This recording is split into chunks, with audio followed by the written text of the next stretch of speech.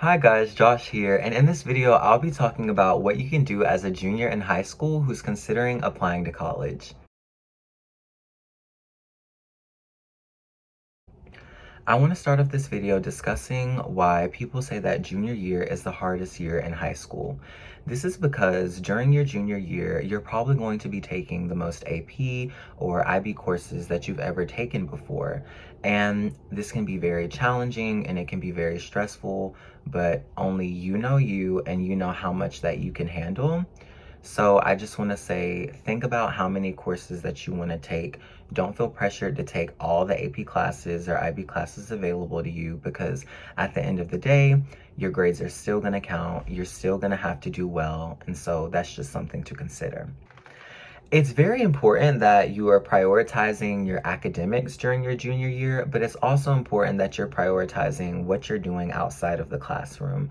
And so when it comes to your extracurriculars during your junior year, you definitely want to start looking for leadership positions in clubs that you're passionate about, and you're going to want to stay consistent in clubs that you've been participating in throughout high school already, because colleges want to see that you're able to commit yourself to something and that you're able to stick with it.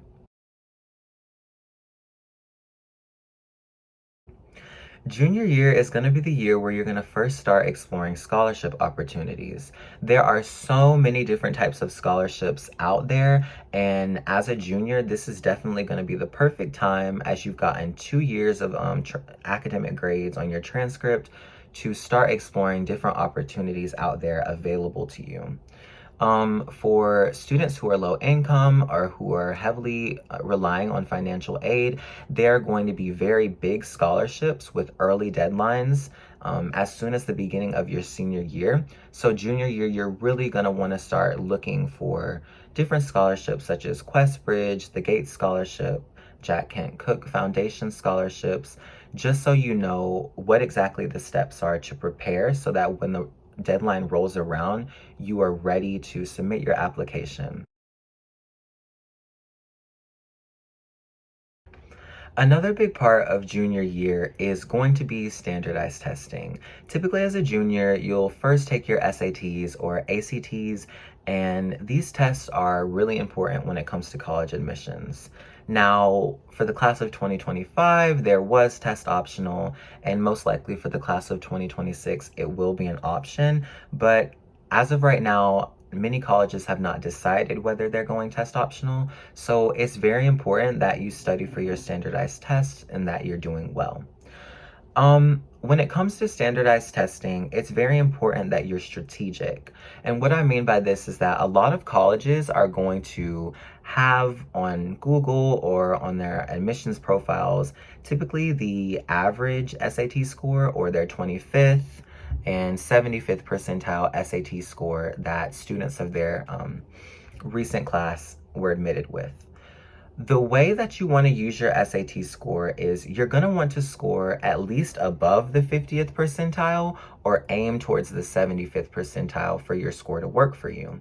And the reason for this is because a score that's higher than 75% of students at this school is a lot more impressive than a score that's only higher than 25% of students at the school. So it's always important that you're trying your best to score your highest towards that 75th percentile. And if test scores really aren't your thing, test optional definitely is a great option for you to consider.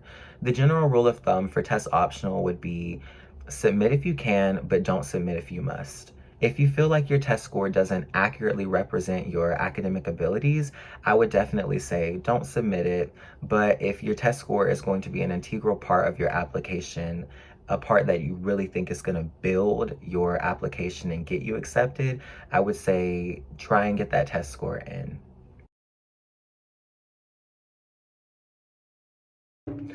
Another big academic component of junior year that not a lot of juniors focus on is the PSATs, or the National Merit Scholarship Qualifying Test. Now, the PSAT is typically a test that 10th graders across the nation will take, but if you take it during your junior year, there could be some serious benefits for you, such as the National Merit Scholarship or the College Board National Recognition Program.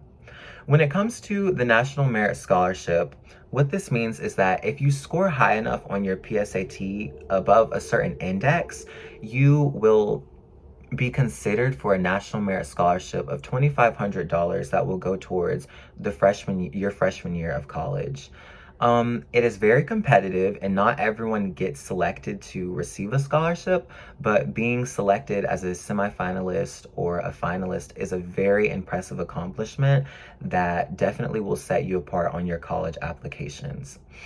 As for the College Board National Recognition Programs, these are going to be for students from underrepresented groups who are among the top 2.5% of test takers in their region. In order to qualify for these awards, you have to, one, take the PSAT in October of your junior year. You have to score the minimum requested score by your state.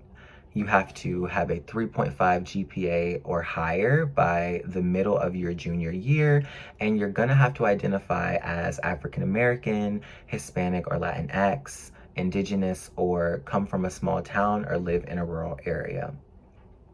The College Board National Recognition Programs are fairly new, but receiving a certificate or award from them, it distinguishes you as one of the most talented students in the country of your underrepresented group. So it's a very impressive accomplishment as well.